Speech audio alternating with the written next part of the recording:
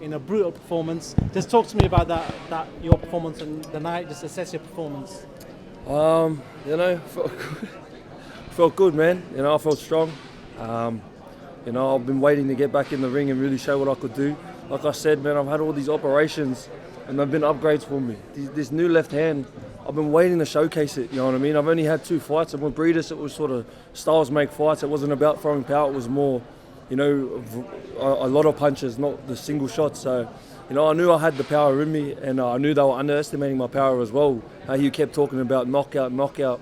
He was really underestimating how strong I was. So, that's what happens. Talking about how strong you were in the 3rd round, I think he hit you with a clean right, but you walked through that and put him down. Did you feel that punch at any point, or was there no effect of that punch? Man, he did have power, you know what I mean? It was there, but nothing really landed, anything solid. So, I kept moving. I moved with the punch, you know what I mean? I was sliding with him, so it was all good. At what point did you know that you could walk through his punches? Because it seemed very early on in the fight that you just walked him down. It wasn't so much I could walk through his punches. I just knew once I heard him, he was being a bit hesitant, so I could sort of, you know what I mean, get in closer without having to set something up. But, he's always dangerous. He's such a big dude, you know what I mean? I don't know how much he weighed in the ring right then, but he was over 100 kilos easy, bro. Like, he was a big guy, but, it's finding that distance too. Like I said in a previous, having the range and finding it are 2 different things. So, I took his range away from him. I was making him reach. That's what I do. It's not about who hits the hardest. It's a science, this sport, and I feel like that's where I create distance there, is because this is what I do. Eddie, what's next? So we saw Briedis ringside, and we've also seen Chris William-Smith. I think he called Chris out as well. Yeah, I mean, listen, as champion, you have mandatories, and we know that because of Jai's time out of the ring, he does have a mandatory. But also, we want unifications. There is a strong chance the IBF are going to enforce that fight. If they do, we look to get that fight made, and we do it in Australia, and he goes out and beats him again. But obviously, in every fighter's mind, they want to win every belt. I don't see, with all due respect to Chris William-Smith, with all due respect to Gulamarin, whether it's Badu Jack still has the belt, I don't see anyone beating him. But I think, listen, we've been looking to make a play with a big name from Australia. And I said tonight in the ring, Tim Tszyu's a great fighter, by the way. I'm not taking anything away from him. But he beat the best in the division. And he took the belt, and he took the #1 spot with a Ring Magazine belt. And I think he's going to go and win all the belts. So this guy should be a big star in Australia, and we're going to push to make that happen. But I think activity is also key. He's been out of the ring for a long time. Don't forget, Masternak shit himself. Richard RIAKPORHE, I won't say the same because I like him, but he also went to the toilet. And, Jordan Thompson stepped up. So respect to him. But again, his team was shouting out levels, and that's what you saw tonight. But you'd see levels against all those other guys as well. Chris William-Smith, Chris William-Smith's a really good fighter. We've worked with him for a long time. But talking about a guy who done well to win a world title against an elite, I think a pound for pound fighter in Jai Opetaia. How excited are you having a fight like him, who has probably one of the most exciting styles in boxing? Because you know what it is, as a promoter, more likely as a fan. Do you know how exciting it is to have a fighter that you think can beat everybody? So I know he'll fight all those guys. So all we've got to do is make it happen. But it's great sitting there in a big fight going, I've got the favourite, and he's a favourite against all those guys. And I don't think he's even touched the surface yet. We've only really met this week properly, but I think he's going to come out of himself. I think he's going to become a star. He's a good, honest guy that people can respect. He's an ambassador for the sport.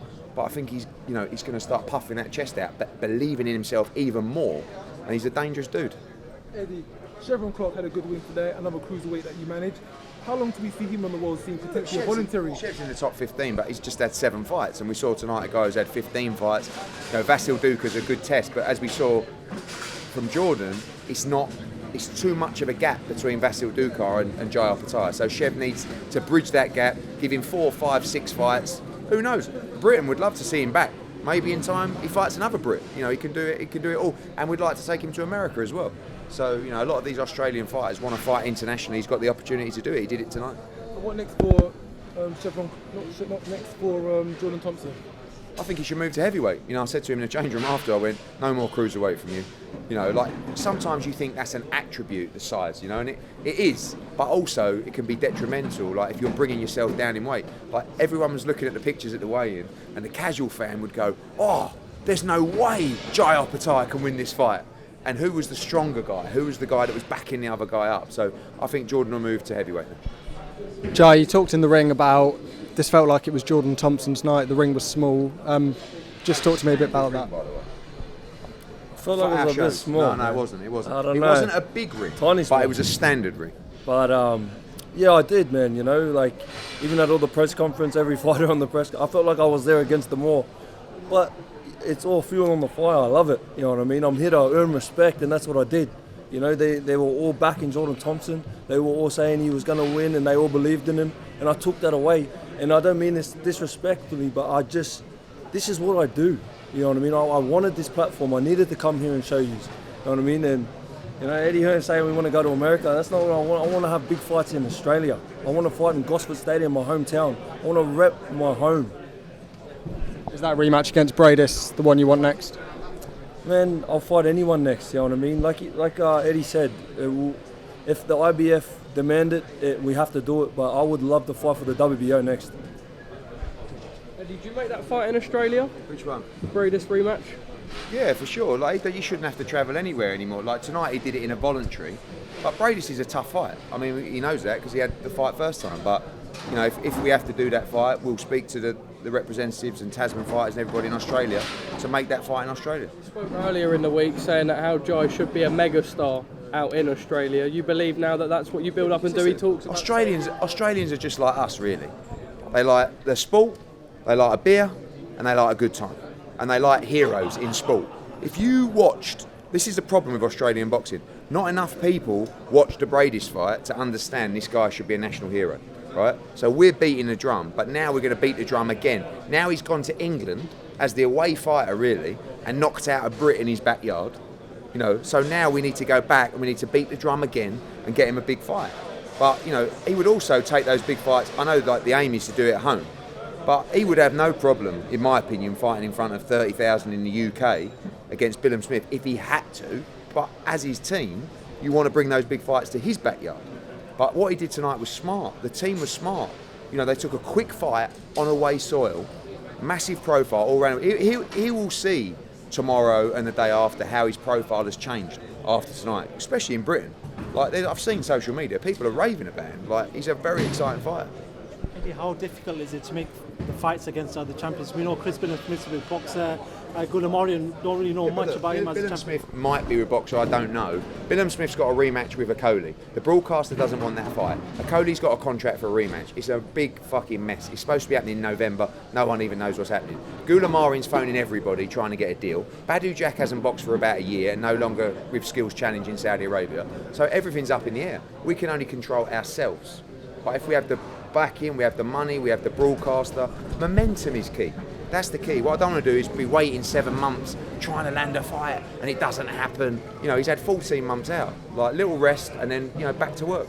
Jai, how would you sum up your time in England this week? The experience? I was good, you know, I was out of my comfort zone. You know, we come here to get a job done and we got it done. That's all that matters. Are you happy to fight here again? If needs must, obviously you want to fight at home or big fights in America, but if needs must, there's a big fight over here. Happy to come back? For sure, you know, I will go where the big fights are, you know what I mean, if I have to do that. You know, obviously the main goal and my dream would be to fight in Australia and bring big fights there, you know what I mean. It gives a bigger platform even for other Australian fighters, you know what I mean, and that's what I really pride myself on doing, is giving them that platform. We don't have big fight nights like this in Australia, you know, like we got Tim Tszyu, but you know, I was fighting on footy players and stuff undercard, you know, that's what that was selling on our TV. So, you know, I really want to bring big fights over there, do it over there, but you know, we sit down with Eddie Hearn, we sit down with Tasman fighters, and we plan the next fight. Just lastly for me, is it sort of relief after a lot of sort of uncertainty faced? There was talk about that RIAKPORHE fight. Eddie mentioned about Masterneck. You finally got yourself out there after a long period, surgery faced. Do you feel like now a relief, a weight off your shoulders? Definitely, man. It was a long time coming, this fight. You know, I waited a long time to get in the ring and defend my title, but we got it done. That's all that matters. You know, we're not looking back, we're looking forward, and now we're just going to focus on the next one. Congratulations. Thank you very much. Well done, mate. Well done. Great job. Well done.